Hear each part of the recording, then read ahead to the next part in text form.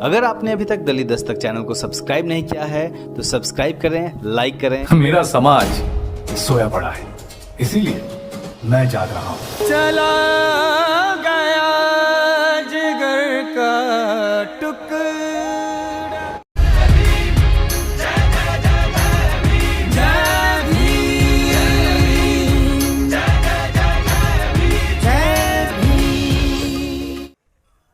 रवीश कुमार ने एनडीटीवी से इस्तीफा दे दिया है।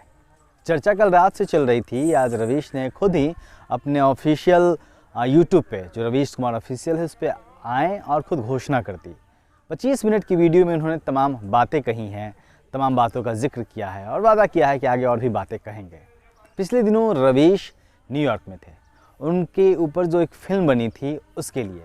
उसी दौरान जब वो मंच पर थे, उन्होंने एक बात कही कि खबर आ रही है कि एनडीटीवी से रिलेटेड उन्होंने बात कही और इस दौरान उन्होंने एक टिप्पणी की कि सेठ के पास बहुत पैसा है लेकिन मैं नहीं हूँ।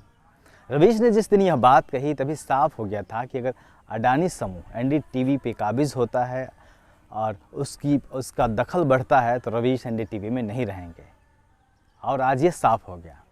उसके बाद तमाम तरह की बातें आ रही हैं, तमाम सोशल मीडिया पर रवीश को लेकर जिक्र हो रहा है। रवीश ने अपने काम से लाखों करोड़ों प्रशंसक बनाए, लेकिन तमाम लोग ऐसे भी हैं जिनको रवीश पसंद नहीं है।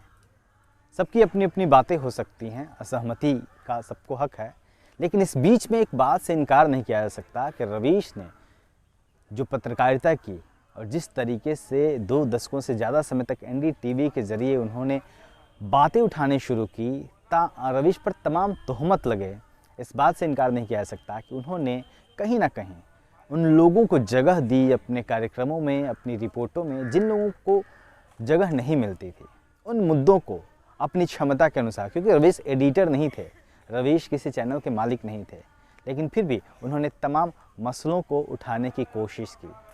इसलिए रवीश बहुजन समाज के बीच में भी काफ़ी लोकप्रिय हुए, क्योंकि रवीश गरीबों की बात करते थे। रवीश उन बस्तियों में गए जहाँ पे तमाम चैनल वाले नहीं पहुँच पाते थे। रवीश ने उन तमाम मसलों पर चर्चा किया जिस मसलों पे चर्चा नहीं होती थी।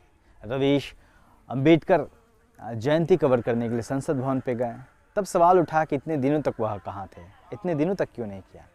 लेकिन हमें ये देखना चाहिए था कि रवीश कम से कम गए तो रवीश के नहीं होने से एनडीटीवी में क्या होगा। नुकसान एनडीटीवी का है, रवीश का है या समाज का है, इस बारे में सोचना होगा। लेकिन कहीं ना कहीं जो एक पत्रकारिता थी, एक दौर था और तमाम लोगों को लगता था कि इस पत्रकारिता के युग में जब सब कुछ खत्म हो रहा है, कहीं ना कहीं रवीश एक उम्मीद बन के खड़े थे। आप उनसे असहमति रख सकते हैं, आप उनसे उम्मीद कर सकते हैं, लेकिन रवीश के होने से फ़र्क तो पड़ता था, रवीश के होने से चर्चाएं तो होती थी। बहुजन समाज के बीच से भी रवीश की काफ़ी आलोचना हुई, हालांकि करोड़ों प्रशंसक भी हैं। लोगों को उम्मीद थी, लोगों ने ये उम्मीद पाली कि रवीश हमारे लिए और बेहतर करेंगे, हमसे जुड़े हुए और तमाम मुद्दों को उठाएंगे। निश्चित तौर पे एक जब आदमी आपकी बात करता है तो उम्मीद बंधती है, उम्मीद रवीश से भी बंधी थी, इसलिए उनकी कई बार आलोचना भी हुई। लेकिन रवीश ने जितनी भी बातें कही अपनी पत्रकारिता में, जितनी भी जगह दी, उसके लिए कहीं ना कहीं रवीश को बहुजन समाज भी ज़रूर याद करेगा। रवीश आने वाले दिनों में क्या करेंगे, किस तरीके से अपनी पत्रकारिता को लेकर आगे बढ़ेंगे, किस तरीके से जो उन्होंने करोड़ों दर्शक बनाए हैं देश भर में, उनसे जुड़ेंगे, यह भी देखना होगा। तमाम सहमतियों और असहमतियों के बीच सोशल मीडिया से लेकर आम चर्चा में, पत्रकारिता जगत से लेकर आम लोगों के बीच में रवीश के जाने की चर्चा इसलिए हो रही है क्योंकि रवीश का होना अहम था। आप सहमति रखें, असहमति रखें, रवीश के होने से कुछ तो अलग था, रवीश के नहीं होने से कुछ तो अलग होगा। दलित दस्तक फिर से आ गया है लेकर अपना बहुजन कैलेंडर, 2023 का बहुजन कैलेंडर। इस बार के कैलेंडर में होगा बहुत कुछ खास।